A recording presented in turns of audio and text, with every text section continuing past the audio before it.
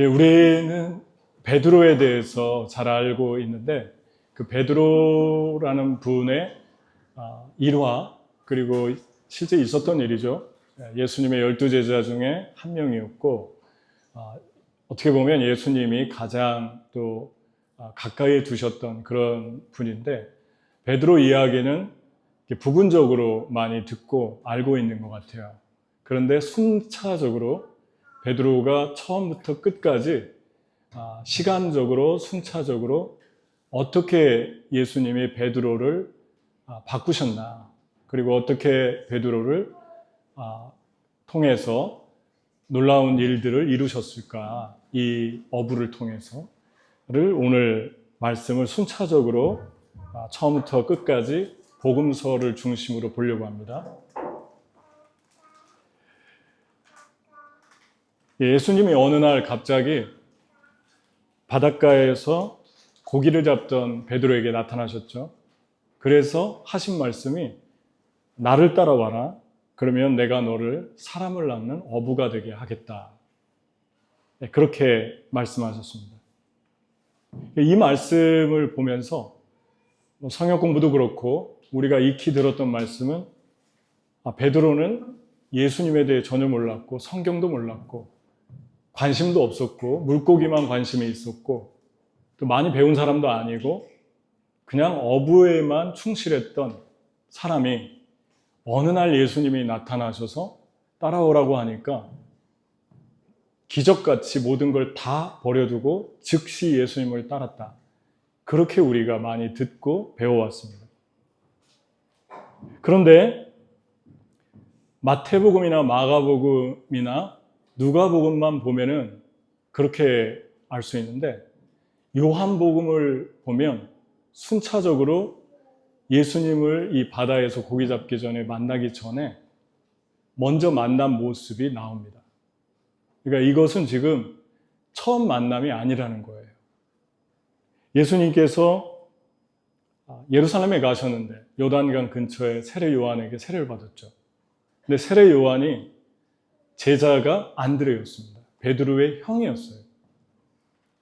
그래서 세례 요한의 제자였습니다.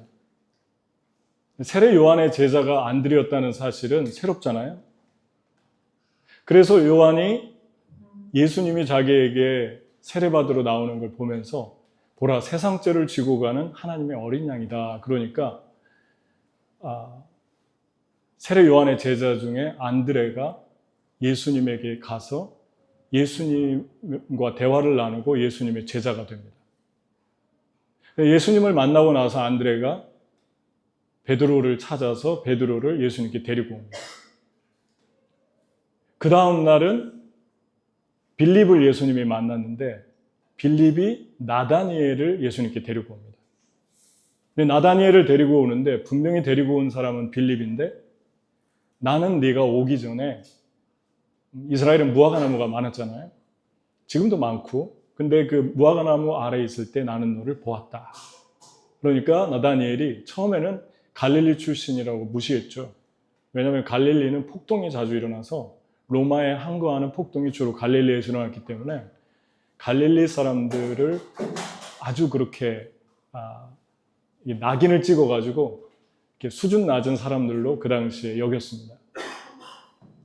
예수님이 갈릴리에서 자랐다고 하니까 갈릴리에 무슨 선한 것이 나겠느냐. 나다니엘이 교만했음에도 불구하고 예수님은 그 마음을 꿰뚫어 보셨죠. 어디 있나도 아셨습니다. 다시 말씀드리면 사람을 통해서 예수님께 오게 하시는데 특히 우리는 안 믿는 친구나 멀리 있는 사람들을 나를 보내서 그들을 오게 하신다라고 생각하는 경우가 많은데 예수님의 제자 중에 형제도 있었다는 걸 아시잖아요. 안드레와 베드로가 형제였고 요한과 야고보가 형제였잖아요. 가족을 통해서 가족을 이끄는 그런 놀라운 일들이 성경에 나와 있습니다. 그러니까 예수님이 누군가를 알고 있는데 예수님이 직접 만나지 않았어도 그 사람들을 통해서 그 사람들을 보냈다고도 볼 수 있죠. 통해서 예수님을 만나게 하셨다는 것입니다. 따라서 우리의 삶에서 주님은 지금도 만남을 통해서 역사하시는데 우리가 만나는 사람들을 눈여겨볼 필요가 있고 그 만남들 하나하나를 소중하게 대하는 것이 우리의 삶에서 너무나도 중요한 것을 성경은 너무도 많이 말을 하고 있습니다. 여기서 또 하나 주목해야 될 것은 안드레와 베드로의 갈급함입니다. 베드로가 어떻게 하루아침에 자기 직업을 내팽개치고 그물도 내팽개치고 예수님이 따라오라니까 따랐겠어요? 이미 그 전에 영적인 갈급함이 있었던 거예요, 이 사람들은. 그래서 세례 요한의 제자가 됐고 제자가 된 거하고 그냥 따르는 거하고는 큰 차이가 있습니다. 제자가 됐다는 거는 내면에 채워지지 않는 목마름이 있었다는 거예요. 그러니까 어부로 살았지만 그 어부의 내면에는 아무도 채울 수 없는 갈급함 때문에 세례 요한을 따르다 보니까 예수님에게까지 그 걸음을 인도받았다는 것입니다. 그래서 정리를 하면 예수님이 이들을 만나서 따라와라 라고 할 때 아무것도 모르는 사람들이 갑자기 따른 게 아니라 갈급한 내면, 영적인 목마름이 이미 있었는데 그것을 예수님이 알고 불러내신 거죠. 하나님의 은혜가 우리 안에 영적인 목마름으로 임하는 것을 봅니다. 하나님께 목마르다 그러면 복받은 거예요. 지금 하나님이 여러분을 부르시고 있고 은혜를 주시는 것입니다. 목마르고 갈급하고 목이 마르고 예수님이 말씀합니다. 이제는 사람을 낚는 어부가 되어봐라.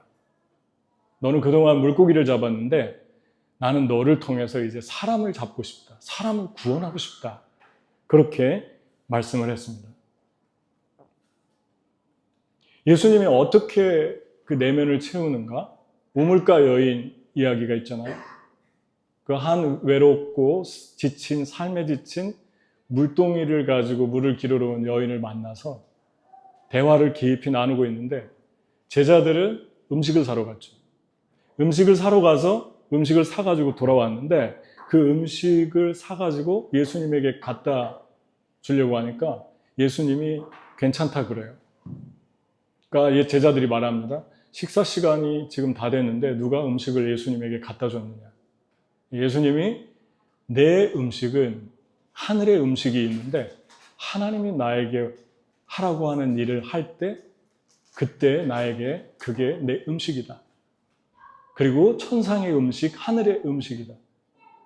다시 말하면 채워짐은 하나님이 나에게 하라고 한 그 일을 할 때 채워짐이 있게 만들었다는 거죠, 사람은. 그러니까 우리의 내면 안에서 계속해서 열심히 살고 계속해서 선한 일을 하는데도 목마름이 있다 라고 하는 것은 아직 예수님이 원하는 일을 찾지 못한 걸 수 있습니다. 예수님이 나에게 원하는 일이 있는데 그 일을 하면 채워집니다. 그리고 기쁨이 있습니다. 그래서 하나님을 믿는 사람들이 세상 사람들이 볼 때는 이해가 잘 안 가죠. 재미도 없는 것 같고 왜 저렇게 사나? 왜 저렇게 시간만 나면은 하나님께 가서 하나님께 삶을 드리나? 하는데 우리는 반대로 보잖아요. 왜 그렇습니까? 채워짐 때문에 그래요. 내면의 채워짐을 모르는 거죠.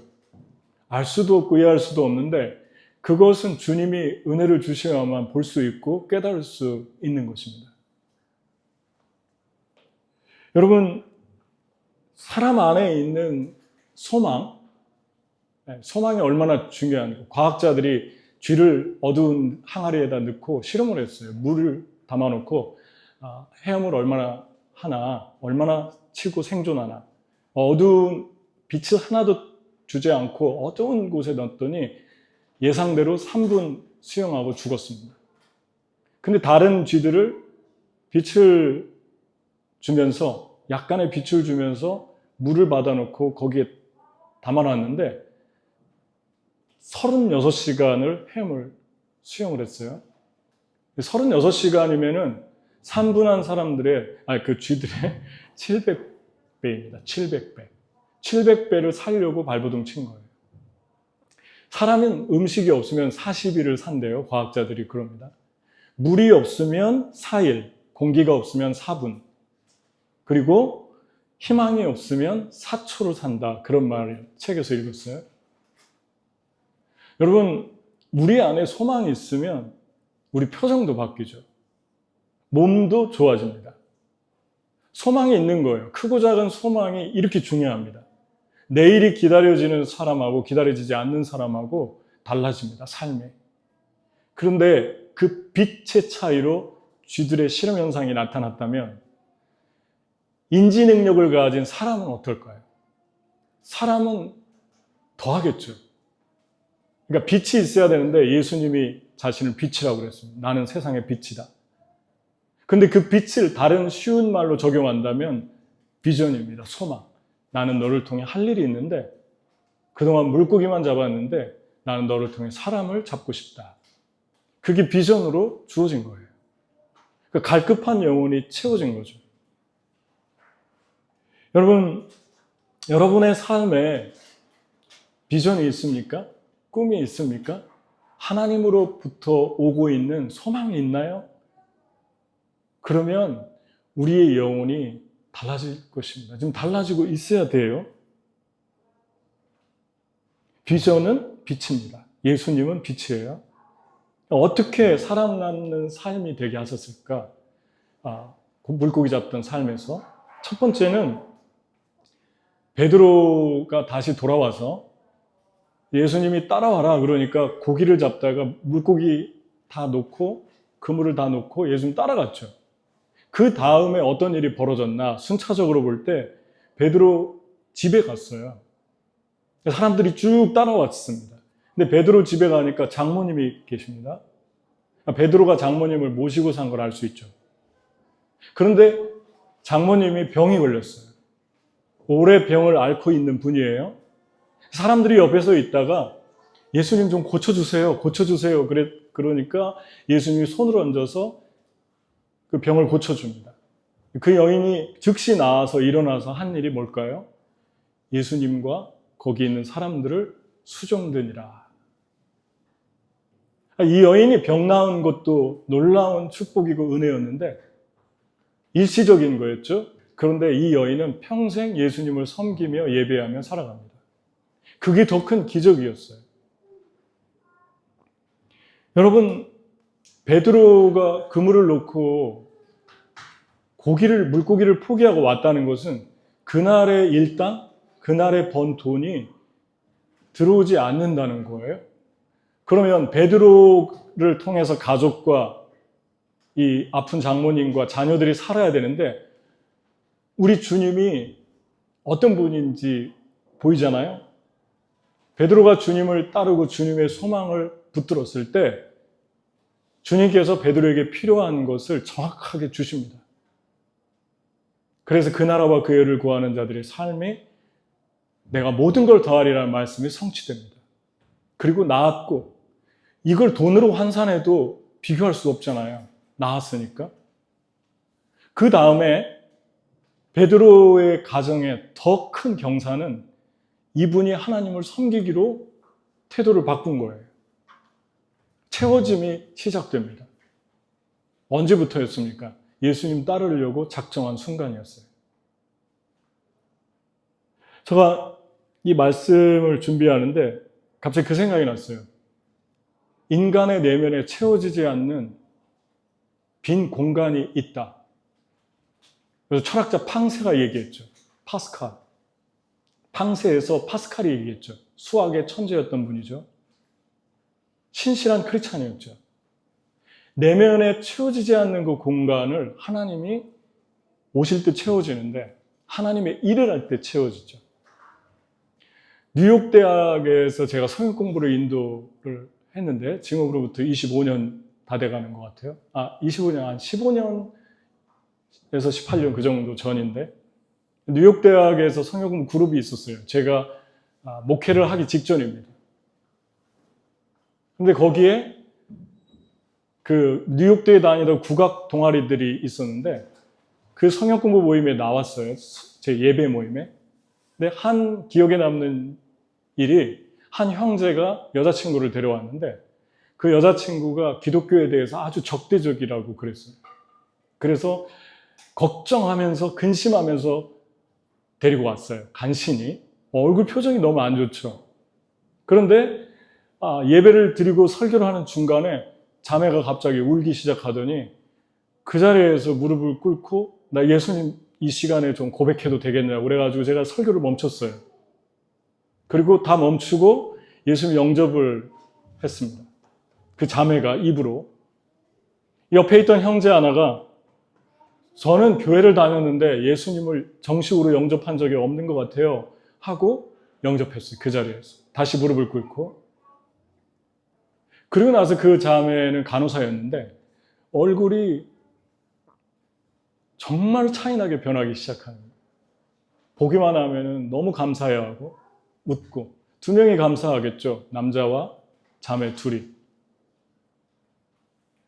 거기에 나온 한 형제는 지금도 얼굴을 뚜렷이 기억하는데 유학 온 형제였어요. 학부에. 뉴욕대 학생이었는데 성경 공부는 나오는데 주일날 교회는 안 나왔어요. 예수님을 믿는 건지 안 믿는 건지 헷갈리는 거예요, 제가. 그래서 주일날 형제는 뭐해? 그러니까 되게 솔직한 형제였어요. 4시까지 일단 자고요. 4시에 일어나서 빨래하고요. 그 다음에 해 선셋이 노을이 지면서 저 건너편의 선셋을 바라보면서 한숨을 팍 쉽니다. 너무 허무해서. 그렇게 얘기했어요. 성이 고시입니다. 고시. 제가 뚜렷하게 기억합니다. 그래? 그래? 허무하구나. 주일날 그거밖에 안 해? 다른 거 많이 할 것 같았는데. 여러분, 하나님으로 채워지지 않으면 아무리 잠을 자도 아무리 먹어도 아무리 내가 하고 싶은 대로 다 해도 채워지지 않는 내면의 공허함이 점점 커집니다. 그래서 그걸 그냥 놔두면 위험하게 됩니다. 다른 곳에서 찾는다든가 어두움을 방황한다든가. 하늘의 비전을 주셨는데 어떻게 이뤄가느냐? 하나님이 채워주는 거예요. 하나님이 필요한 것들을 채워주는데 기적 때문에 놀라는 게 아니라 내 인생에 주님을 만나니까 주님을 따르기로 결정하니까 주님이 채워주시는구나. 주님의 임재, 나와 동행하시는 하나님의 손길 때문에 만족이 오는 거예요. 아이들이 음식 먹여주는 걸로만 살 수 없잖아요. 아이들에게 중요한 거는 눈을 마주치고 피부를 만지고 껴안고 입술에 뽀뽀를 하고 이렇게 해야지 아이들이 살 수 있어요. 그리고 그런 아이들이 건강하게 자랍니다. 하루에도 8번 이상의 스킨십이 필요하답니다. 아이들이 자라는데. 손을 대줘야 되고 껴안아줘야 되고 부모의 스킨십이 하루에 8번 이상이 필요하다. 여러분, 어떤 우리 자매가 몇 주 전에 우리 모임에서 그런 질문을 했죠. 되게 좋은 질문이었어요. 그런데 왜 행복 지수가 높은 사람들이 있는데 하나님을 안 믿는 나라인데도 왜 이렇게 높습니까? 하나님을 믿는데도 왜 이렇게 낮나요? 뭐 그런 얘기도 되겠죠. 여러분, 행복 지수 얘기를 저도 오래전에 했어요. 제가 말씀을 전하면서. 예를 들면은 네덜란드 같은 경우는 2021년 기준으로 행복지수가 전 세계 143개국에서 5위입니다. 5위. 그런데 네덜란드는 길거리에 대마초, 마리화나, 그 다음에 성매매를 합법화시켰고 동성연애 결혼을 광고하는 전광판이 길거리에 즐비하다고 그래요. 누가 봐도 아름다운 나라인데 이렇게 행복지수가 높은데 그 나라의 사람들은 왜 이렇게 범죄율이 높고 이런 삶을 추구할까요? 누가 봐도 죄인데. 호주는 133개국의 10위입니다. 10위. 근데 범죄율이 143개국의 10위입니다. 마약 밀매, 폭력, 그리고 절도. 그래서 좀 많이 위험하다는 얘기도 많이 해요. 길거리에 어두운데 혼자 다니면 위험하다. 이스라엘은 행복지수가 5위예요. 그런데 지금도 끊임없는 전쟁을 하고 있죠. 끊임없는 전쟁. 아주 위험한 나라죠.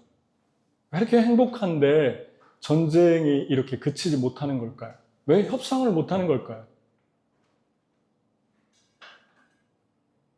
태국 같은 나라 사람들은 정말 겸손합니다. 그리고 온유합니다. 저는 길거리에 다니면서 1999년도에 그 빵빵거리는 차 소리를 거의 들어보질 못했어요, 태국은. 불교의 나라죠.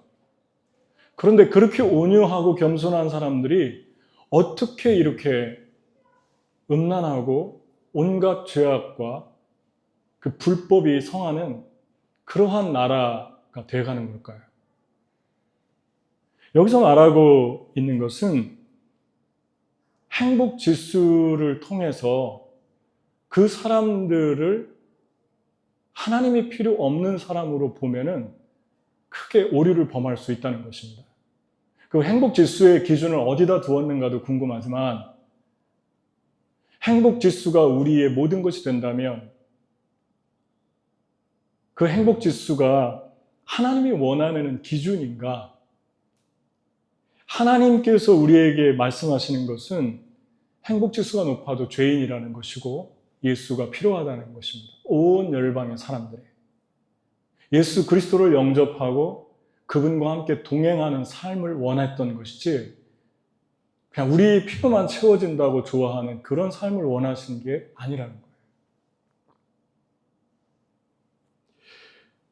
베드로의 삶을 무책임하게 놔두지 않고 하나님께 헌신하며 나올 때 하나하나를 책임져 주시죠. 두 번째 순차적으로 보면 어느 날 베드로가 따르다가 다시 고기 잡으러 갔어요. 여러분과 저는 베드로가 고기배를 버리고 다시 안 돌아간 걸로 생각하는데 며칠 있다가 다시 고기 잡으러 갔어요. 예수님 없이. 고기 잡는 건 나쁘지 않아요. 고기 잡았는데 예수님이 오셔서 네 배 좀 타야겠다 그래요. 왜 그러냐면 너무 사람들이 많이 오니까 그 해변에서 서로 밀치고 그러니까 위험하잖아요. 바닷가에서. 예수님이 지혜로우셨죠. 지혜의 근본이시니까 바다에서 조금만 나룻배를 띄우면 고깃배를 띄우면 내가 그 고깃배에 올라와서 설교를 하고 사람들은 비치에 앉아서 내 말을 듣게 하면 좋겠다. 그러면 그 비치하고 해변하고 고깃배하고 사이가 뜨니까 물이 있으니까 못 오잖아요. 그러니까 질서가 생기는 거죠.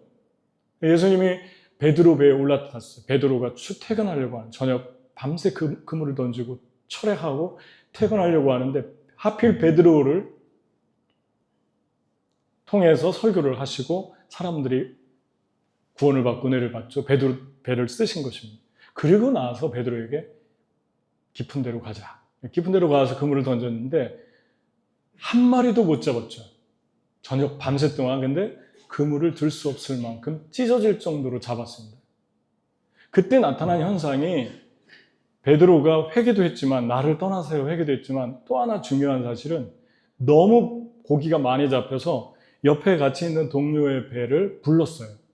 그게 다른 제자의 배입니다. 요한이나 야고보의 배죠. 불러서 그 배들을 좀 빌리자. 그래서 그 배까지 같이 썼어요. 그리고 같이 왔어요. 그러니까 베드로가 그냥 3년 동안 아무런 일도 일어나지 않고 예수님 따르기로 작정한 순간부터 한 3년 지나서 초대교회에 베드로가 설교하니까 3,000명이 회개되고 그런 게 아니라 예수님을 따르려고 한 순간부터 어떤 일이 일어나는 거예요. 작정한 그 시간부터. 두 번째 일어난 변화는 베드로의 동료들까지 베드로 때문에 풍성해집니다. 필요한 재정이 채워집니다. 베드로 때문에. 물고기를 너무 많이 잡아서. 예수님 잡게 해주신 거죠. 필요한 것들을 공급해 주신 거죠. 그래서 같이 배를 안겨서 가게 됩니다. 하나 더 이 일 후에 하나 더 바닷가에서 있었던 일이 있죠. 순차적으로 그 다음 일어난 일인데, 제자들을 보내놓고 제자들이 이제 반쯤 갔을 때 갈릴리 바다에서 풍랑이 일어났고, 그 풍랑 때문에 제자들이 너무 고통스러워하고 이제 두려움에 가득 찹니다. 예수님이 걸어왔죠. 풍랑을 밟고.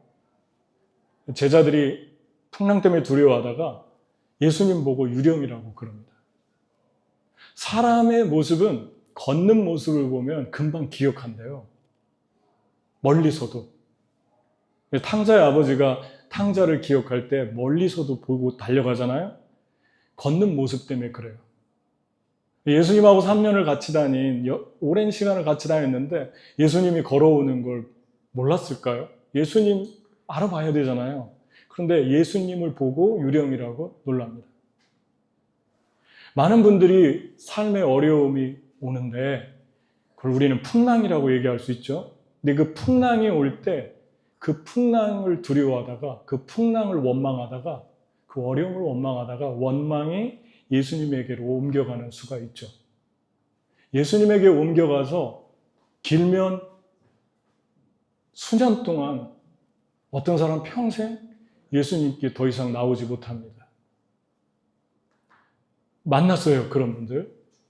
강의하러 가서 강의 끝나서 잠깐 쉬고 있는데 한 40대 초반의 자매님이 와서 펑펑 우는 거예요. 왜 그러시냐고 그러니까 저는 여기가 훈련을 받고 있는데 제 안에 하나님에 대한 쓴뿌리가 있습니다. 그래요. 왜 그러시냐고 그러니까 우리 어머니가 교통사고로 돌아가셨는데 예수님에 대해서 너무너무 섭섭한데도 내가 그것을 감추고 살고 있다. 처음으로 고백한 거예요. 그런데 생각보다 의외로 내 뜻대로 안 이루어지는 것 때문에 예수님에게 공포와 두려움을 가지고 있는 분들이 말을 안 해서 그렇지 주변에 되게 많습니다. 예수님 나한테 왜 그러십니까? 필립 얀시 작가가 쓴 것처럼 하나님 나에게 왜 이러십니까? 그 제목 있잖아요. 내가 고난당할 때 어디에 있었습니까? 이 책처럼 이런 질문을 하는 분들이 많이 있습니다. 하나님 따랐는데, 예수님 따랐는데 왜 이러죠? 왜 이렇게 어렵죠? 왜 이렇게 풍랑이 내게 오죠? 그런 제자들은 그 원망과 두려움이 풍랑에서 예수님이 옮겨가잖아요. 근데 한 사람만 다르게 반응했는데 그게 베드로입니다. 베드로는 뭐라고 했냐면 정반대의 반응을 했어요. 예수님, 나를 좀 걸어오게 해주십시오. 바다로 한번 걸어가고 싶습니다. 풍랑을 밟고 싶습니다. 예수님이 오라 그래요. 여러분, 베드로는 똑같은 제자인데 어떻게 이렇게 다르게 반응했을까요? 베드로의 마음속에 풍랑 한번 밟아보자 그런 생각이 들었던 것 같아요. 이걸 통과하고 나면 좋은 일이 있을 것 같은 소망이 생긴 거예요. 그리고 빠져도 두렵지 않을 것 같은 마음이 든 거예요. 베드로가 걷다가 빠졌지만 예수님 잡아주잖아요. 베드로가 생각한 것처럼 예수님이 그냥 놔두지 않았어요. 그냥 잡아줬어요. 그리고 걸어가게 됩니다. 풍랑을 통과합니다. 여러분, 베드로의 차이가 뭐냐면 두 가지인데 하나는 풍랑은 풍랑으로 보고 예수님은 예수님으로 보는 거예요. 왜 예수님이 풍랑이 예수님이라고 생각하는지, 우리가 어떤 일을 잘못하게 결정하고 행했음에도 불구하고 그 모든 책임을 예수님에게 돌리게 하는 이유가 무엇입니까? 분명히 우리에게 선택할 의지를 주었는데 우리는 종종 그럽니다.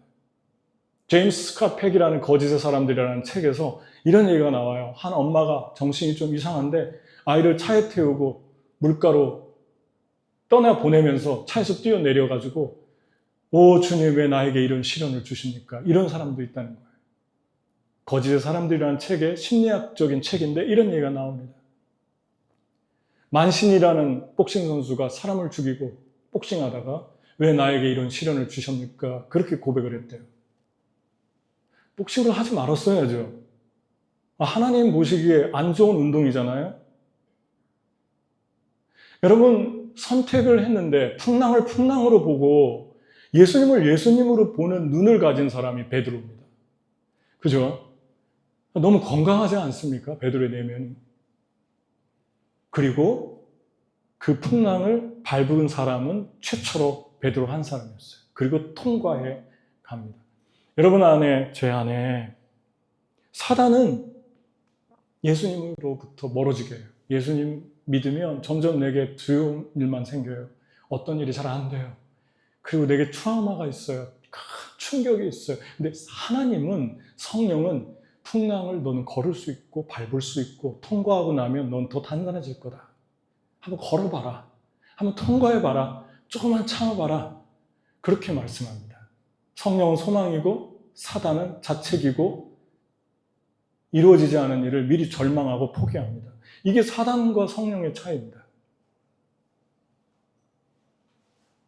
여러분은 베드로처럼 반응하나요? 베드로가 그런 담대함이 나온 건 얼마 전에 그 바닷가에서 고기를 잡아가지고 서로 나눌 정도로, 배를 나눌 정도로 풍성함을 예수님이 주셨잖아요. 바다의 주인이 예수님인 거를 고백하고 기억하고 있잖아요. 여러분은 그런 주님을 믿습니까? 풍랑을 밟게 하실 수 있는 분? 그리고 성령님이 풍랑을 통과할 때 주시고 있는 소망이 무엇입니까? 소망. 그 소망을 붙드시고 있나요? 한 번 더 어떤 일이 있었냐면, 이 일 후에 베드로가 많이 성숙한 것 같죠. 그런데 이 일 후에 베드로가 넘어집니다. 어떻게 넘어지냐면, 무리도 걷고, 그리고 믿음으로 고백하고, 동료도 부유하게 하고, 가정도, 또 병든 장모님도 좋은 영향을 주었는데, 예수님께서 베드로에게 칭찬했어요. 사람들이 나를 누구라? 주는 그리스도 살아계신 하나님의 아들이라 저는 고백합니다. 시몬아, 베드로야, 너는 복이 있다. 내가 너를 통해 교회를 세울 것이고, 그 교회가 음부의 지옥의 권세가 이기지 못하는 강력한 능력이 되게 할 것이다 했는데, 바로 그 직후에 어떤 일을 벌였죠? 예수님이 십자가에 죽는다고 하니까 제일 먼저 앞장서 막은 게 베드로입니다. 그러니까 예수님이 그러잖아요. 사단아, 물러가라. 그럽니다. 베드로가 사단이라는 게 아니라 그 순간 사단에게 포제스된 거예요. 가장 사랑하는 베드로를 통해서 하나님이 이루시고 싶은 십자가의 구원의 사역을 막잖아요. 못 가게 막잖아요. 근데 베드로가 그걸 모른 거예요. 자신이 속아 넘어가고 있는 거예요. 그리고 나서 베드로는 아주 창피했겠죠. 제자들 다 있는데 예수님께 꾸중을 들었으니까. 그것도 사단이라는 말을 들었으니까. 사단의 영향을 받고 있다 그런 거잖아요. 그런데 바로 다시 예수님이 베드로를 회복시키십니다. 어떻게 회복시키시죠? 변화산의 사건이 나옵니다. 변화산 3명 데려갔는데 베드로, 야고보, 요한 데려가서 하얗게 변하는 그 천상의 모습이 지상에 임했는데, 그것을 보고 베드로가 치유되면서 회복되면서 뭐라고 얘기하냐면, 여기서 살고 싶습니다. 너무너무 좋습니다. 지상에서 천국을 맛보게 해줬어요. 베드로가 주님을 따르고 주님을 사랑하지만 그 안에 야망이 있잖아요. 예수님 십자가 지면 자기가 한 자리 하려고 그랬는데 못하니까 사람들 앞에 좀 업으로 살다가 그런 마음이었던 것 같죠. 업으로 살다가 좀 뭔가 한번 보여주고 싶었는데 예수님이 갑자기 십자가에 죽는다고 하니까 막은 거예요. 야망 때문에. 베드로가 처리되지 않은 걸 예수님은 정확하게 알고 있었습니다. 그리고 그거를 드러냅니다. 드러낸 직후가 어디였습니까? 칭찬이었어요. 잠언서에 보면 사람을 칭찬으로 연단한다. 그런 말씀이 있죠. 사람을 칭찬해보면 그 사람의 인격을 또 알 수 있죠. 칭찬하면 할수록, 사랑받으면 받을수록 겸손해지는 사람이 있고 무례해지는 사람이 있습니다. 그리고 교만해지는 사람도 있습니다. 여러분, 근데 이게 다가 아니죠. 베드로 또 회복하죠. 그러나가 계속 반복돼요. 그 다음에 예수님 체포되실 때, 십자가에 체포되실 때 베드로가 분노를 못 참고 칼을 빼서 그 같이 온 사람의 종의 귀를 잘랐죠. 예수님이 다시 붙여줍니다. 칼을 쓰면 칼로 망한다. 베드로 안에 지금 분노가 있죠. 두려움이 있죠. 공격적이고 폭력적인 사람들은 두려움이 많은 사람들입니다. 내면에. 그래서 먼저 공격하는 거예요. 예수님이 다 해결해 주잖아요. 다시 또 붙여주나 귀를 그대로 붙여줍니다. 그리고 분노 내면 분노로 망하니까 그만 분노해라. 그 분노의 뿌리는 두려움입니다. 베드로가 또 다시 여기서 연약함을 보이죠. 그리고 나서 그 다음에 주님의 은혜로 붙여줘서 다 해결해 줬는데 또 예수님을 3번이나 저주하면서 부인합니다. 그러니까 베드로의 삶을 쭉 보면 계속 그러나가 나와요. 그러나. 역접이라는 이 접속사. 그러나 주님이 해결해 줬는데, 용서해 줬는데, 그러나 또 죄악. 언제 마지막이 됐을까요? 베드로의 그러나는. 마지막은 베드로에게 말씀했거든요. 다른 사람 다 버려도 난 주님 안 버릴 겁니다. 내가 주님 제일 사랑합니다. 호언장담했는데 예수님이 그럽니다. 너는 내가 다 굴기 전에 3번 부인할 것이다.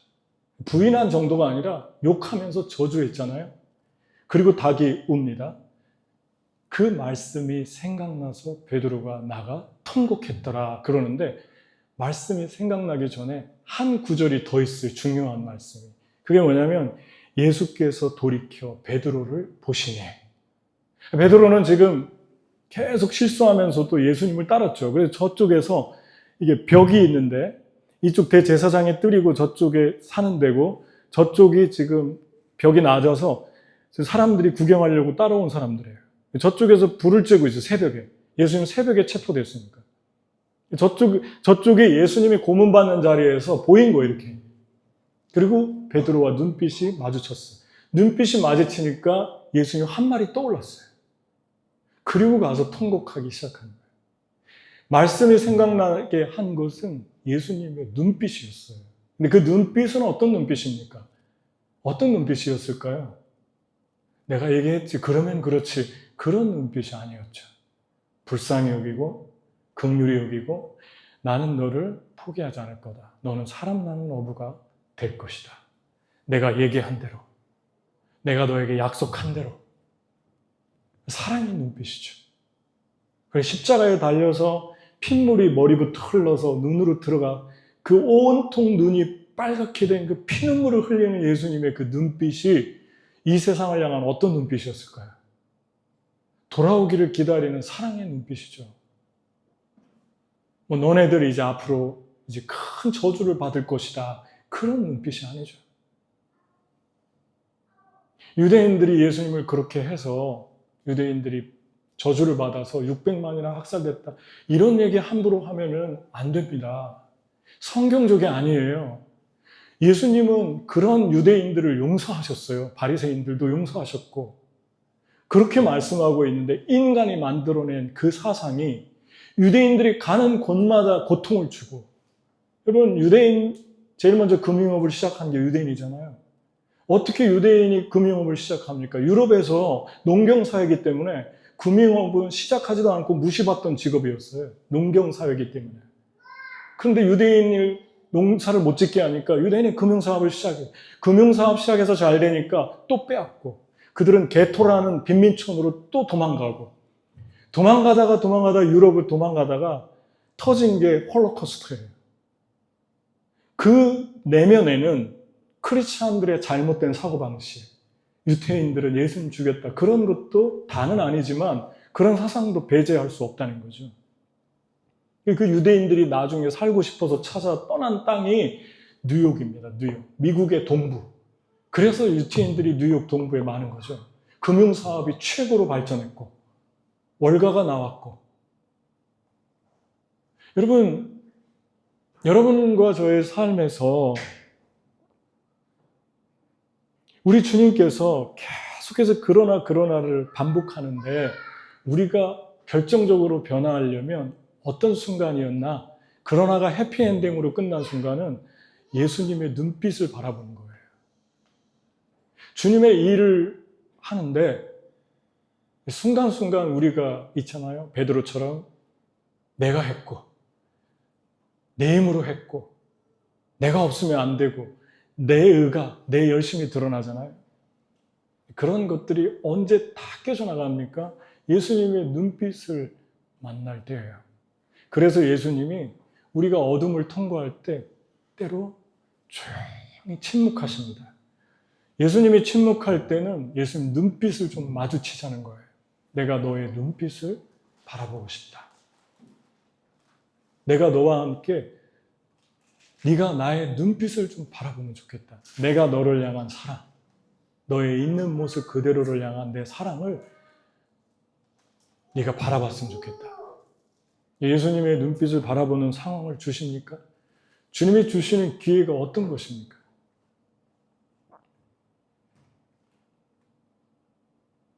마지막으로 베드로가 변하는 모습입니다. 이게 결정적이었어요. 예수님의 눈빛. 그리고 통곡하고 회개했죠. 그리고 나서 마지막 요한복음 21장 장면이 나옵니다. 베드로가 예수님 부활해서 못 보니까 40일 동안 예수님을 제대로 못 보니까 고기 잡으러 가겠다. 다른 제자들 같이 가서 고기를 잡았는데 한 마리도 또 못 잡았어요. 예수님이 바닷가에 서서 90m 되는데 새벽이니까 안 보이겠죠. 근데 음성은 듣겠죠. 조용한 바닷가니까. 얘들아, 너에게 고기가 있느냐? 그러니까 없습니다. 그러니까 예수님이 그물을 배 오른편에 던져라. 그물을 던졌더니 고기가 많이 잡혔어요. 그걸 알고 주님이다. 그때 깨달았어요. 어떤 제자가 주님이다 소리치니까 베드로가 바다로 뛰어듭니다. 90m밖에 안 되는데. 한 2분이면 배 타고 오면 되는데. 베드로가 뛰어들었어요. 무식하게. 그리고 헤엄을 쳐서 예수님께 오니까 예수님이 먹을 걸 주십니다. 그리고 스프를 줍니다. 그리고 베드로를 속옷까지 젖은 그 베드로를 한없는 사랑의 눈으로 보면서 치유하십니다. 내가 나를 사랑하냐? 내가 이렇게 물속에 뛰어들 정도로 사랑하느냐? 물어봅니다. 내 양을 먹여라. 내 양을 치라. 3번 물어보죠. 여러분, 바다에 뛰어든 이유, 누가 바다에 뛰어들게 했습니까? 그 동기가 무엇입니까? 그 동기를 제공한 분이 예수님이었어요. 사람은 2가지로 변화됩니다. 하나는 여러분과 제 삶에 가지고 있는 악한 죄들이 폭로돼서 그것을 내가 볼 때, 나 때문에 사람들이 힘들겠구나. 내가 이렇게 사람들을 슬프게 만들구나를 볼 때 변화됩니다. 2번째는 그것만으로 부족합니다. 예수님이 베드로를 바꾼 마지막 결정적인 은혜는 베드로야, 너는 지금 너무나 너를 자학하고 있는데 너 안에 나를 사랑하는 마음이 이 새벽바다에 뛰어들 정도로 많이 있다. 그런데 너는 그것을 알지 못한다. 그걸 보게 한 거예요, 예수님이.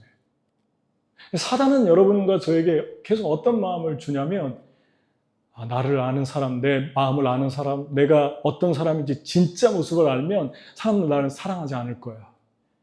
나를 멀리할 거야. 나를 떠나갈 거야. 그렇게 생각합니다. 이건 회개가 아니죠. 자학이죠. 회개하는 분들의 회개는 하나 때문에 회개하는 거예요. 베드로 회개가 어디서 이루어졌습니까? 예수님의 사랑의 눈빛 때문에 회개한 거예요. 회개하는 분들은 예수님의 사랑을 만났기 때문에 회개하는 거예요. 아멘? 예수님의 사랑. 회개는 나를 향한 깊은 사랑 때문에 이게 흘러나옵니다. 이것도 잘못했고 이것도 잘못했고. 자학과 회개는 달라요. 여러분이 하고 있는 건 자학입니까? 회개입니까? 회개는 사랑입니다. 자학은 내 영혼에서 사단의 음성에 숨는 것입니다.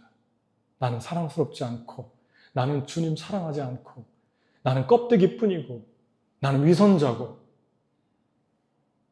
그런 모든 음성은 어둠이 주는 것입니다. 우리 주님이 저와 여러분 안에 숨겨진 보화가 있다고 합니다. 숨겨진 보화가 뭐라고요? 여러분도 여러분이 알지 못하는 주님을 향한 순수한 사랑이 내면에 있어요. 여러분은 세상에 살면서 사람 한 분 한 분에게 그걸 알려줘야 됩니다. 스스로 보게 해야 됩니다. 지혜로워야 됩니다. 그걸 끌어내는 게 사역이고 하나님의 일입니다. 이 두 가지를 보게 하는 거죠. 그래서 고백하게 하고 우리 안에 숨겨진 주님을 사랑하는 마음이 뜨겁게 내면에서 올라오게 하는 그 은혜, 그 순수함을 보게 해주셨어요.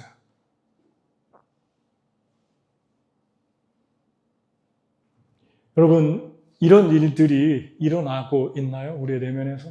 그럼 이게 주님이 저와 여러분을 지금 사람을 낚는 어부로 사용하시려고 준비하는 사인입니다. 하나님이 쓰시려고 여러분과 저를 부르시는 손짓입니다. 두 가지를 적용하면 좋겠어요. 주님이 여러분의 내면의 사랑을 끌어내고 있는 그 일은, 상황은 어떤 것입니까? 여러분의 마음 속에서, 여러분의 영혼 속에서 주님께 지금 반응하게 하는, 여러분도 알 수 없는 그 사랑이 있다. 그것을 보여주는 일들이 어떤 것입니까? 가만히 있지 말고 반응하십시오. 베드로처럼 반응하십시오. 뛰어드십시오. 두 번째는 예수님의 눈빛을 바라보기 위해 무엇을 해야 되는가? 나는 무엇을 할까? 예수님의 눈빛을 바라보는 그 시간에 무엇을 할까? 예수님의 눈빛을 바라보기 위해서 나는 어떤 걸 이번 주에 할까? 예수님의 눈빛을 바라보고 있나요? 예수님의 눈빛? 사랑하는 그 눈빛? 여러분과 제가 하나님의 말씀이 성취되는 모든 과정에서 우리의 그러나 또 죄짓고 다시 주님 해결해주고 또 죄짓고 그 그러나를 해피엔딩으로 끝나게 해주시는 그 예수님의 말씀, 예수님의 사랑에 집중해서 나가기를 축복합니다. 주님이 우리에게 하신 말씀은 성취됩니다. 같이 기도하겠습니다. 이 시간에 함께 같이 기도하겠습니다.